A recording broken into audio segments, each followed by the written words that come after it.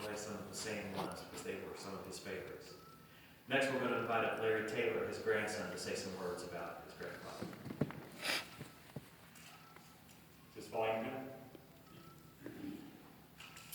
In thinking about what I wanted to say today, I decided to start with a verse, and I'll explain why.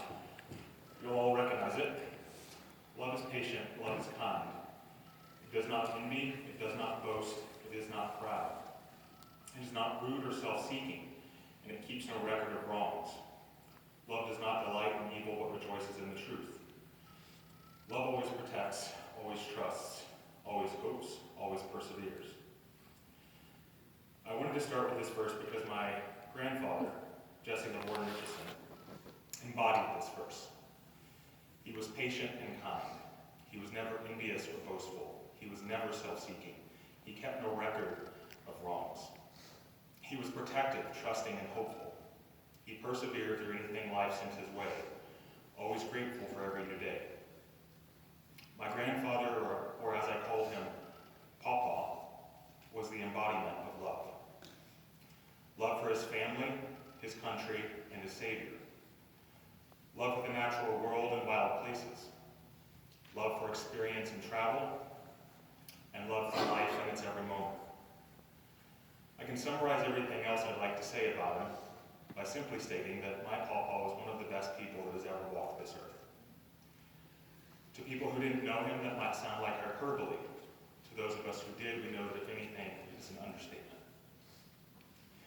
As a spouse, as a parent, as a grandparent, and as a friend, he set the example we all should strive to follow.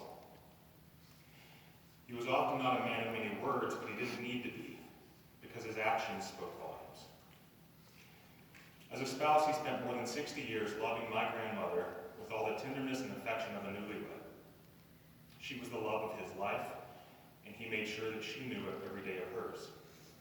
I've heard plenty of stories from my mom and her siblings about childhood friends who asked why their parents were so affectionate, and I can attest to Pawpaw pulling my grandmother around the corner out of view of the grandkids to sneak a kiss. In his 80s, when his muscles were weakened and stiffened by Parkinson's, he'd still slowly pick himself up from the kitchen table where he was playing cards, get on his walker and shuffle into the living room just to pat my grandmother on the hand and ask how she was doing.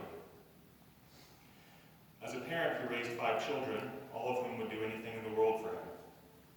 And they in turn gave him a full house of grandchildren that he loved just as dearly. I'm the second of those grandchildren, and some of my earliest memories are of my grandparents coming to visit, and me immediately asking Papa when we would go for a walk. Short walks in nearby woods when I was a kid became many miles of hiking when I was older, culminating in a trip to Colorado, where he and I hiked 100 miles of the Colorado Trail, up and down mountains nearly every day. At the time, I was 14, and he was 70.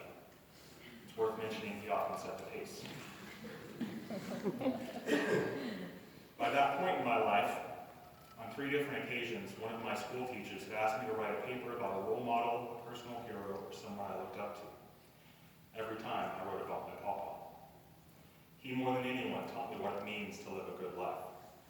He loved deeply and without restraint. He showed compassion, respect, and appreciation for everyone, and at every opportunity. In every aspect of his life, he fulfilled the command to do unto others as you would have him do unto you, and he did so joyously. He was reliable, strong, calm, and selfless, a rock of wisdom and guidance we all rely on. For me personally, he also taught me the importance of taking care of myself and my health, both for me and for the ones I love. And it's also from him that I gained my love of nature, something that is now a defining feature of my life and has led me to move across the country, chasing the mountains he so loved. But perhaps the most important thing that my Pawpaw taught me was how to cherish life and the people you share it with. He savored life in its every moment. He lived life fully and refused to let it pass him by. When he could, he took trips to Alaska, Montana, Maine, and everywhere in between, often working odd jobs to finance their travels, adamant about experiencing as much as he could during his time on this earth. But he equally savored life's little moments.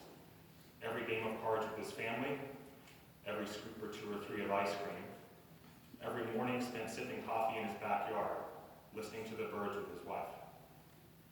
That, in my mind, is the mark of a good life. One lived fully and presently, grateful for every moment.